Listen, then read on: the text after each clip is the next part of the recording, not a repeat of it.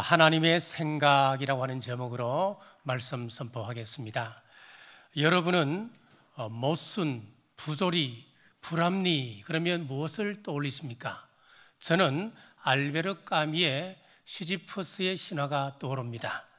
시지프스는 고린도라고 하는 나라의 왕이었습니다. 그런데 많은 악행으로 인해서 신들의 노여움을 샀고 그는 형벌을 받게 됩니다. 그 형벌은 커다란 바위를 산 꼭대기로 밀어 올리는 것이었습니다. 산 정상에 다다를 쯤 됐을 때에 다시 그 바위가 아래로 굴러집니다. 그러면 다시 내려가서 다시 끌어올리고 정상에 도착할 때쯤 되면 다시 굴러 떨어집니다.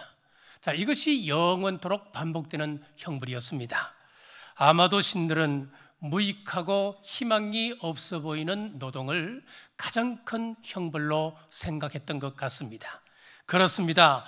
허물아 불리우는 산으로 오르고 내리며 모순 덩어리인 돌을 밀어 올리고 사는 그 모습이 이스라엘의 모습이요 저와 여러분의 자화상이라고 하는 것입니다. 그래서 이 세상의 결론은 허무입니다. 그러나 그리스도인들에게는 이것이 끝이 아닙니다. 우리 그리스도인들에게는 이런 와중에도 한 가지 확신하고 믿는 것이 있습니다. 하나님이 모순 가운데 살아가는 우리와 함께 계십니다. 이사야 55장은 바벨론 포로로 잡혀가 살고 있는 유대인들을 향한 말씀이었습니다. 그 당시 큰 돈을 벌려면 바벨론으로 가라 할 정도로 이 바벨론은 세계 경제의 중심지였습니다. 당시 유대인들은 그곳에서 노예로 살았지만은 뛰어난 상술로 큰 돈을 벌고 있었습니다. 자, 그러나 그들이 이룬 성공이 목마름을 채워주지 못합니다. 그들이 가진 돈은 허무한 것이었고 그들이 이룬 성공은 공허한 것이었습니다. 마치 시지프스처럼 허무의 산에 공허의 돌을 밀어 올리는 것에 불과했습니다. 그래서 선지자는 묻고 있습니다. 왜 양식 아닌 것에 은을 달아주느냐? 왜 배부르게 하지 못할 것을 위하여 수고하느냐? 왜 만족시켜주지 못할 것에 대해서 그렇게 기를 쓰고 살아가느냐? 라고 애절하게 말하며 희망의 메시지를 전하고 있습니다. 첫째, 모든 목마른 자들을 부르셨습니다. 1절입니다. 오호라 너희 모든 목마른 자들아 물로 나오라. 돈 없는 자도 오라. 너희는 와서 사 먹되 돈 없이 값 없이 와서 포도주와 젖을 사라. 자, 여기서 우리가 무엇을 먼저 보아야 하느냐면은 구원에 관한 내용입니다. 그래서 하나님은 너희 모든 목마른 자들아 나오라 하셨습니다. 우리 예수님께서도 요한복음 7장 37절에서 명절 끝날 곧 큰 날에 예수께서 서서 외쳐 이르시되 누구든지 목마르거든 내게로 와서 마시라. 마태복음 11장 28절입니다. 수고하고 무거운 짐진 자들아 다 내게로 오라. 내가 너희를 쉬게 하리라. 이사야 선지자가 모든 목마른 자들은 나오라 그랬고 우리 예수님께서도 수고하고 무거운 짐진 자들아 다 내게로 오라 하셨습니다. 그렇습니다. 우리 하나님의 구원의 초청은 모든 사람들에게 열려 있었습니다. 저와 여러분들만 초대장을 받은 것이 아니었습니다. 이어서 하시는 말씀이 돈 없는 자도 와서 오라. 와서 사 먹으라. 돈 없이 값 없이 와서 포도주와 젖을 사라 하셨습니다. 참 재미있는 표현입니다. 돈 없는 자도 오라 그러셨으면 우리 상식으로 생각하면은 공짜로 주겠다는 말 아니겠습니까? 그런데 그게 아니었습니다. 거저 준다는 말이 아니었습니다. 돈 없이 값 없이 와서 사 먹으라 그랬거든요. 사 먹으랍니다. 참 모순된 말씀이지요. 이 말씀 속에 구원에 대한 비밀이 숨어져 있습니다. 하나님이 우리에게 주시고자 하는 말씀, 이 구원은 모든 사람들이 다 받을 수 있도록 하신 구원이었습니다. 그런데 공짜라요. 사 먹으라 그럽니다. 공짜가 아니라는 거예요. 사 먹으라는 거예요. 그런데 값은 치를 필요가 없다는 겁니다. 자, 이렇게 정리가 됩니다. 내가 사 먹는데 값을 지불할 필요가 없다고 하는 것은 누군가가 대신 값을 지불했다고 하는 말씀입니다. 몇 주 전에 강사님을 대접하려고 식당에 갔습니다. 식당에 가서 맛있게 밥을 먹고 나와서 계산하려고 하는데 주인께서 그냥 가랍니다. 아니 왜요? 그랬더니만 다른 사람이 계산을 했대요. 그래서 홀을 이렇게 보니까 우리 교회 권사님께서 거기 계셨고 권사님이 저를 보시고는 미리 계산을 하신 것이었습니다. 그날 저는 값없이 밥을 먹었습니다. 그런데 공짜는 아니었습니다. 왜냐하면 나는 돈 없이 값을 지불하지 않고 먹었지만은 그 주인은 돈을 받았습니다. 권사님한테요. 자, 이렇게 정확한 구원의 설명이 여기 있습니다. 하나님은 우리에게 돈 없이 값 없이 와서 사 먹으라, 누군가가 값을 지불했답니다. 그렇습니다. 우리가 값 없이 구원을 받은 것은 하나님께서 독생자이신 예수 그리스도를 십자가에 내어주는 값비싼 대가를 지불하셨습니다. 하나님이 대가를 치러주셨으니까 너는 값없이 와서 사 먹으라, 값없이 와서 예수 그리스도를 나의 주 나의 하나님으로 고백하면 구원은 주어진다. 놀라운 말씀이에요. 자, 초청의 대상을 보면은 가리지 않고 아무한테나 초청장을 보내었습니다. 아주 흉악한 사람도, 이중적인 성격을 가진 사람에게도 초청장이 주어졌습니다. 좀 흉악한 사람은 오지 말면 좋겠는데 다 부르셨대요. 불러서 함께 모아놓은 것이 어디냐 하면 교회입니다. 교회는 사람들의 모임입니다. 우리가 이 자리에서 주님의 놀라운 은혜를 찬양하고 은혜를 나누고 감격해 하지만 가끔 이 안에서 시험이 들거나 기쁨이 사라지는 이유가 어디 있을까요? 여기에 온갖 사람들이 다 모여있기 때문에 그런 겁니다. 지난주에 말씀드렸죠. 교회는 방주라 그랬습니다. 이 안에서 사랑과 배려와 존경의 마음이 없으면 이 방주 같은 교회는 어떻게 된다고요? 똥통 된다 그랬습니다. 이 교회는, 이 방주는 엉망이 되는 것입니다. 그리고 노아가 방주의 입구를 막고 서서 가려내었습니까? 내 마음에 좋은 사람만 불려들었습니까? 아니었잖아요. 어떤 동물이든 들어왔습니다. 이것이 바로 교회의 독특성입니다. 진입 장벽이 없습니다. 그러다 보니 온갖 종류의 사람들이 이 안에 다 들어오는 것입니다. 대학은 입학 자격이 갖춰진 사람을 입학을 시키지요. 회사도 마찬가지입니다. 그 회사 조건에 맞는 사람을 취업을 시킵니다. 심지어는 군대도 아무나 가는 곳이 아닙니다. 조건이 맞아야, 조건이 되지 아니하면 들어갈 수가 없는 것입니다. 그러나 교회는 아무나 들어옵니다. 그러니 이 안에는 온갖 일이 벌어집니다. 여러분, 혹시 교회 생활에서 상처받는 일이 있으십니까? 여러분, 너무 실망하지 마십시오. 그게 교회입니다. 혹시 우리 교회에서 이런 사람 저런 사람은 나갔으면 좋겠다, 그런 생각하고 계신 분 아니 계십니까? 이것은 하나님의 뜻은 아닙니다. 우리 모두는 경중의 차이가 있을 뿐 다 죄인입니다. 우리 모두는 다 주님의 초청을 받은 사람들입니다. 성격도 다르고 생각도 다르고 지식도 다르고 기질도 다릅니다. 직업도 다릅니다. 경제적 수준도 다릅니다. 교양 수준도 다릅니다. 서로 다르지만 형제 자매로 한 공간에 모여서 함께 하나님을 섬길 수 있는 유일한 공동체가 교회입니다. 자, 둘째는 영적 갈망을 일으키는 사람 되길 원하십니다. 2절입니다. 너희가 어찌하여 양식 아닌 것을 위하여 언을 달아주며 배부르게 하지 못할 것을 위하여 수고하느냐. 내게 듣고 들을지어다. 그리하면 너희가 좋은 것을 먹을 것이며 너희 자신들이 기름진 것으로 즐거움을 얻으리라. 양식 아닌 것을 위하여 언을 달아주고 배부르게 하지 못할 것을 위하여 수고하느냐. 자, 갈망하지 말아야 할 것을 갈망하며 그것을 위하여 돈을 쓰고 에너지를 쓰는 사람 많다는 겁니다. 그런 사람들을 보고 안타까워하시는 우리 하나님의 마음을 지금 이렇게 말씀하고 있는 거예요. 자, 히틀러는 목마른 자였습니다. 배고픈 자였습니다. 그것을 채우기 위하여 권력을 잡았습니다. 그런데 그 갈망은 헛된 것이었고 다른 사람을 괴롭히는 것이었습니다. 아주 못된 것이었습니다. 결국 그는 허망하게 세상에서 권총으로 자살하고 말았습니다. 파울루 코엘류가 쓴 11분이라고 하는 장편 소설이 있습니다.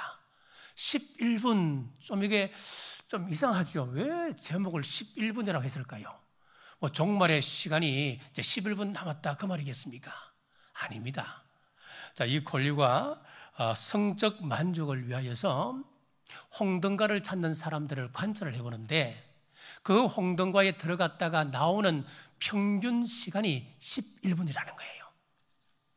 큰 만족을 기대하고 홍등가를 찾아봤지만은 겨우 11분 뒤에는 허탈한 마음으로 남자들이 나오더라는 거예요. 마약 중독도 마찬가지입니다. 환각 상태가 주는 극심한 쾌락에 영혼을 팔아버리는 겁니다. 양식 아닌 것에 은을 달아주고 배부르지 못할 것에 지금 수고하는 거예요. 돈도 마찬가지입니다. 돈을 얼마나 많이 가지면 만족할 수 있을까요? 돈은 가지면 가질수록 갈증이 난답니다. 그래서 많이 가진 사람일수록 옹색해지는 겁니다. 얼마나 예뻐야 됩니까? 선풍기 아줌마라고 하는 말을 들어보셨죠? 지금은 고인이 되셨습니다만은 이분이 20대쯤에 찍었던 사진이 있는데 이분이 참 예뻤던 사람이었습니다. 그런데 좀 더 예뻐지기 위하여 성령 수술을 했고 성령 중독으로 인해서 얼굴이 선풍기만하게 부풀어 올랐습니다. 양식 아닌 것, 배부르지 못할 것을 향한 갈망이 이렇게 만들어가는 것입니다.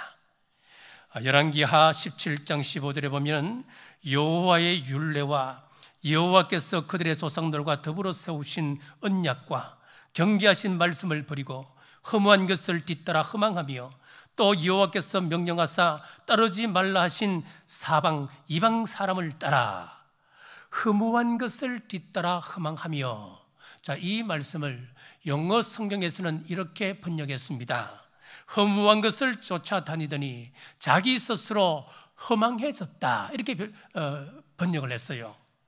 사랑하는 여러분, 무엇을 갈망하는지 여러분 자신을 한번 잘 점검해 보셔야 됩니다. 헛된 것을 갈망하고 살면 우리는 허망된 존재가 되고 마는 것입니다. 삼손은 블레셋 여인을 사랑했습니다. 그러다 그의 결말은 허망한 것이었습니다. 자, 그래서 3절은 이렇게 말합니다. 너희는 귀를 기울이고 내게로 나와 들으라. 영적인 갈망을 가지라, 이 말씀입니다. 기독교에 대한 여러 오해가 있는데 그 가운데 하나가 무엇이냐면은 하나님은 사람들이 즐거워하는 것을 좋아하지 않으신다라고 하는 오해입니다. 아닙니다, 여러분. 하나님은 우리가 행복해지기를 기대하시고 원하십니다. 자, 오늘 아침에 이런 문자를 받았습니다. 어떤 문자냐면은 문자와 함께 차를 사진으로 찍어서 이렇게 보내주셨어요. 그러면서 밑에다 이렇게 쭉 적었습니다. 목사님, 제가 이렇게 좋은 차를 타도 될까요? 내가 하나님 앞에 죄를 짓는 것 같아요. 그렇게 문자가 왔어요. 여러분, 아닙니다. 하나님은 우리가 행복해 하기를 원하시는 겁니다. 2절 하반절에 한번 보십시오. 너희가 좋은 것을 먹을 것이며 너희 자신들이 기름진 것으로 즐거움을 얻으리라. 하나님은 좋은 것을 우리에게 주길 원하신답니다. 마찬가지로 우리도 사람들로 하여금 영적 갈망을 일으키도록 해야 합니다. 헛된 것을 갈망하고 사는 사람들에게 하나님을 향한 목마름이 생기도록 만들어줘야 한다는 것입니다. 예수님께서 우리를 향하여 너희는 세상의 소금이다, 세상의 빛이다 말씀하셨습니다. 마태복음 5장 13절에 보면 이렇게 말씀합니다. 너희는 세상의 소금이니 소금이 만들 그 맛을 잃으면 무엇으로 짜게 하리요? 후에는 아무데나 쓸데없어 다만 밖에 버려져 사람에게 밟힐 뿐이니라. 만일 소금이 그 맛을 잃으면 어떻게 짜게 하겠느냐? 이 말씀은 소금에 여러 가지 기능이 있습니다만은 그 여러 가지 기능 가운데 맛을 강조한 것입니다. 예수님께서 소금은 짠맛을 내게 해야 한다는 겁니다. 여러분, 짠맛은 어떤 기능을 합니까? 짠 음식을 많이 드셔보십시오. 그러면은 어떻게 됩니까? 갈증이 나잖아요. 조갈 납니다. 그래서 물을 찾게 되는 것이죠. 세상 사람들이 우리의 은행을 보고 목마름을 느낄 수 있도록 해줘야 된다는 거예요. 영혼의 갈증이 나서 저 사람이 믿는 예수 그리스도라면 나도 한번 믿고 싶다. 저 사람이 다니고 있는 경주 남부교회라면 나도 한번 나가고 싶다. 영적 갈망이 일어나도록 해줘야 된다는 거예요. 이 세상은 헛된 것이다. 영원한 나라가 있다. 영원한 것에 대한 목마름을 갖게 해서 그들이 물을 찾게 만들어라. 오늘 예배를 통하여, 설교를 통하여 여러분의 영적 갈증이 일어나시고 생수되는 예수님을 찾으시기를 주님의 이름으로 축복합니다. 6절입니다. 너희는 여호와를 만날 때에 찾으라. 가까이 계실 때에 그를 부르라. 자, 하나님이 목마른 자는 누구든지 나오라고 보편적인 초청을 하셨습니다. 자, 그러면서 지금이 하나님을 만날 때니까 찾으라 그랬습니다. 하나님께서 가까이 계시기 때문에 하나님을 부르라 그렇게 말씀하셨습니다. 자, 사도 바울이 너무 안타까워서 고린도 교회 성도들에게 이런 말씀을 하십니다. 고린도 후서 6장 1절에서 2절입니다. 우리가 하나님과 함께 일하는 자로서 너희를 권하노니 하나님의 은혜를 헛되이 받지 말라. 이러시되 내가 은혜 베풀 때에 너희에게 듣고 구원의 날에 너를 도왔다 하셨으니 보라 지금은 은혜 받을 만한 때요 보라 지금은 구원의 날이로다. 지금 사도 바울이 고린도 교회 성도들에게 지금이 은혜 받을 만한 때입니다. 지금이 구원의 날입니다.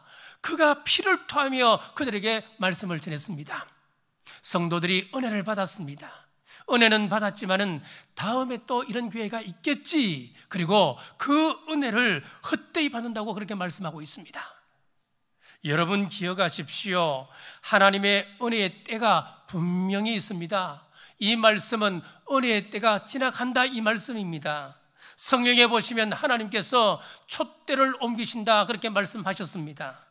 지금 우리 가정에, 우리 교회에 하나님의 은혜를 주실 때인 줄 믿으시고 핑계대지 마시기를 바랍니다.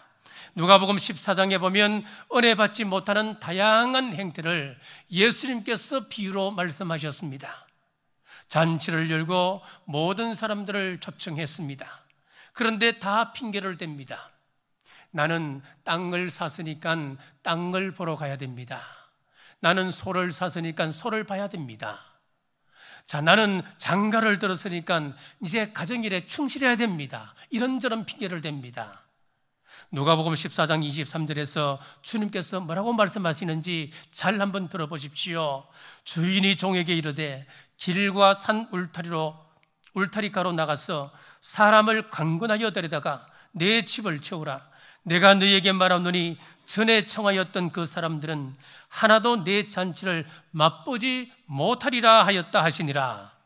하나님이 은혜 베푸실 때에 그 은혜를 헛되이 받는 사람들, 그 은혜를 쏟아버리는 사람들, 우리 예수님께서 무슨 경고를 하십니다. 그 사람들은 하나도 내 잔치의 맛을 보지 못하리라.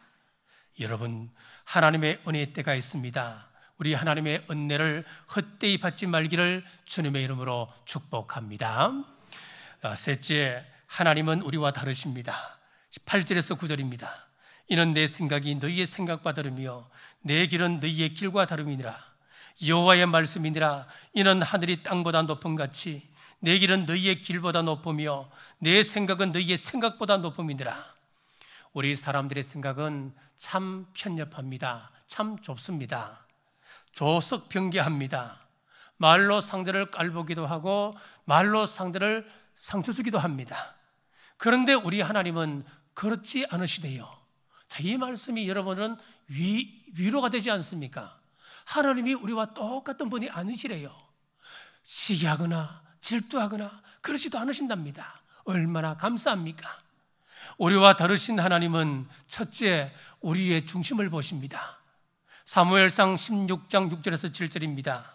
그들이 오매 사무엘이 엘리압을 보고 마음에 이르기를 여호와의 기름 부으실 자가 과연 주님 앞에 있도다 하였더니 여호와께서 사무엘에게 이르시되 그의 용모와 키를 보지 말라. 내가 이미 그를 버렸노라.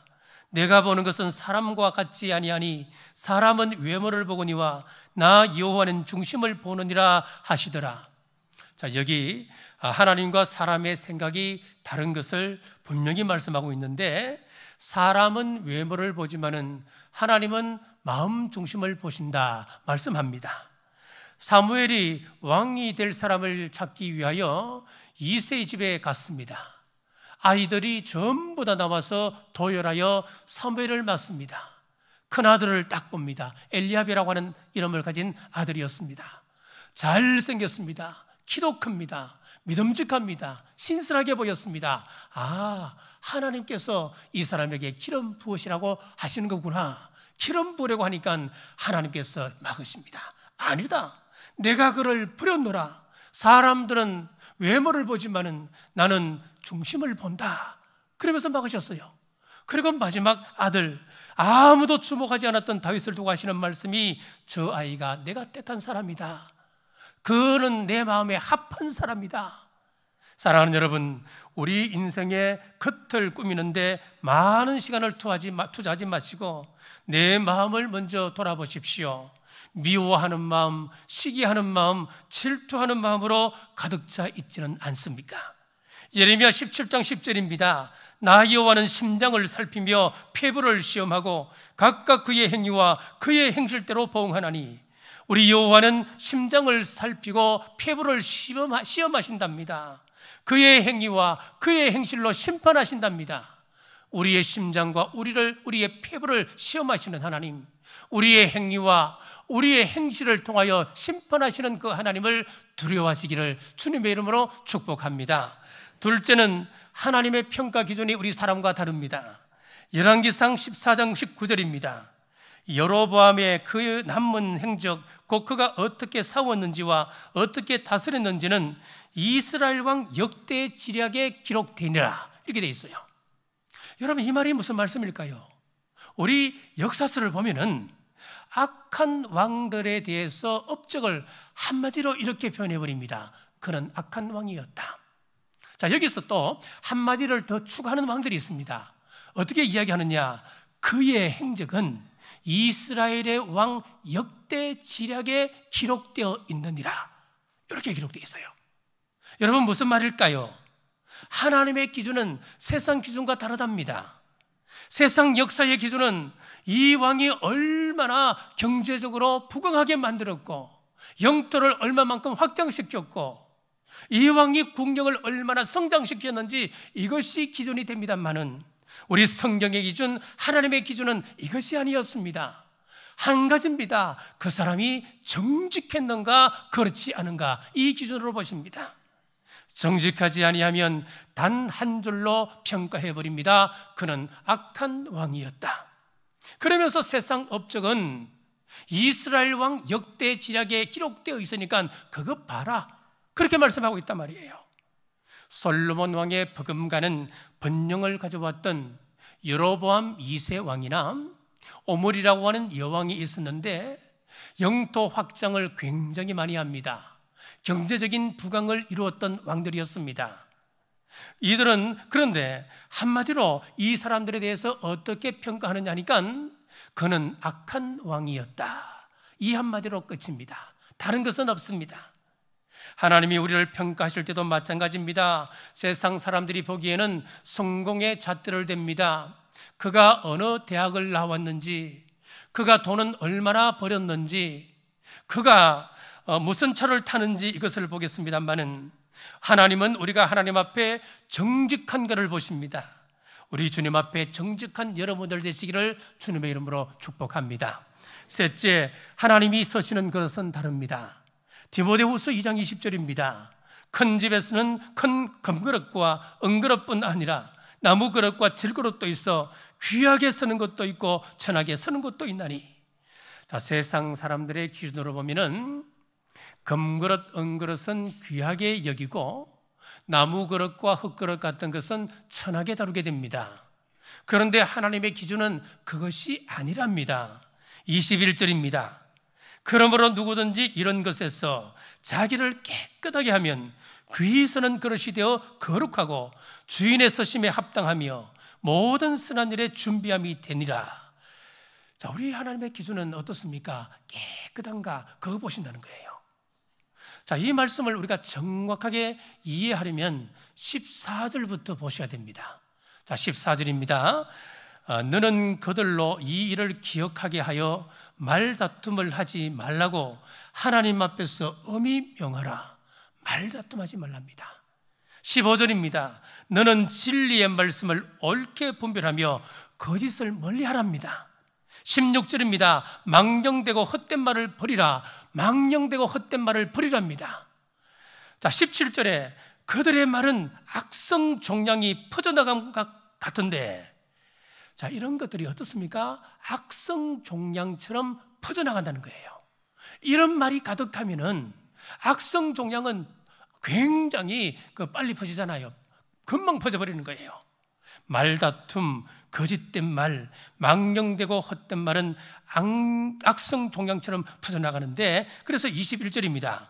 그런즉 누구든지 이런 것에서 자기를 깨끗하게 하면 귀서는 것이 되어 거룩하고 주인의 쓰심에 합당하며 모든 선한 일에 준비함이 되리라. 누구든지 방금 언급했던 이러한 것들로 자기를 깨끗하게 하면은 귀 쓰임 받는 그릇이 된다. 그렇게 말씀합니다.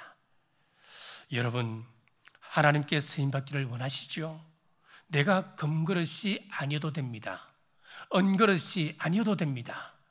내가 나무 그릇이든 질그릇이든 상관이 없습니다. 내가 하나님으로부터 1달란트를 받았든 2달란트를 받았든 5달란트를 받았든 아무 상관이 없습니다. 깨끗하면 주님께서 서주신다고 말씀하십니다. 우리 주님 앞에서 깨끗한 여러분 되시기를 주님의 이름으로 축복합니다. 말씀을 맺겠습니다. 구원받은 우리에게 한 가지 요구하시는 것이 있습니다. 7절입니다. 악인은 그의 길을, 불의한 자는 그의 생각을 버리고 여호와께로 돌아오라. 그리하면 그가 긍휼히 여기시리라. 우리 하나님께로 돌아오라. 그가 너그럽게 용서하시리라. 아멘. 자, 하나님께서 이스라엘과 하나님과의 관계를 부부 관계로 비유를 하셨습니다. 그리고 우상 숭배를 음행으로 비유를 하셨습니다. 만약 바람난 아내와 남편이 어느 날 전화가 왔습니다. 내 이제 집에 들어가고 싶다고. 나만 가만히 생각해 보니까 당신이 최고였다고. 그렇게 이야기를 합니다. 그래서 이렇게 묻습니다. 자, 그러면은 지금 사귀던 그 사람하고는 다 청산했어? 관계 청산했어? 그렇게 묻는데 그 남자나 그 여자가 이렇게 이야기합니다. 아직까지 깨끗하게 청산은 못했지만은 당신과 살면서 시간을 두고 천천히 내가 정리할게. 그렇게 이야기한다면 어느 누가 받아들일 수 있겠습니까? 받아들일 수 없는 것이죠. 우리 하나님도 마찬가지라는 겁니다. 악인은 그 길을 버리고 불의한 자는 그 생각을 버리고 회개하고 여호와 하나님께로 돌아오라라고 말씀하고 있습니다. 사랑하는 여러분, 옛 생활 버리십시오. 옛 습관 버리십시오. 거짓된 것, 잘못된 것 청산하십시오. 그리하면 우리 하나님께서 받아주실 줄 믿습니다. 그리고 서로 사랑하시기를 바랍니다. 사랑이 사라지면 이 교회는 세상 모임과 똑같아집니다. 지금은 은혜 받을 때입니다. 은혜를 사모하십시오. 하나님은 깨끗한 그릇을 찾으십니다. 주님 앞에서 깨끗한 그릇 되어 사용받으십시오. 그리하며 우리의 은행을 보고 세상 사람들이 영적 갈망을 일으키도록 소금 같은 우리 남부교회 모든 성도들 되시기를 주님의 이름으로 축복합니다. 기도합니다. 하나님 아버지, 은혜를 감사합니다. 하나님께서 은혜 베푸셔서 조건 없이 불러주셨기에 저희들이 여기 있습니다. 오직 하나님 한 분만이 내게 구원을 주실 수 있기에 사람 보지 않고 주님 바라고 나왔습니다. 목말라 나온 우리 성도들의 영혼을 만족케 하시고 평안케 하시며 새 힘을 주옵소서. 구원받은 자답게 이웃에게 손 같은 존재가 되어 그들로 생수되신 예수님을 찾게 하시고 우리 또한 악한 길과 불의한 생각을 버리고 깨끗한 그릇 되어 주님의 도구로 쓰임받게 하옵소서. 다시 오실 예수님 이름으로 간절히 기도드리옵나이다. 아멘.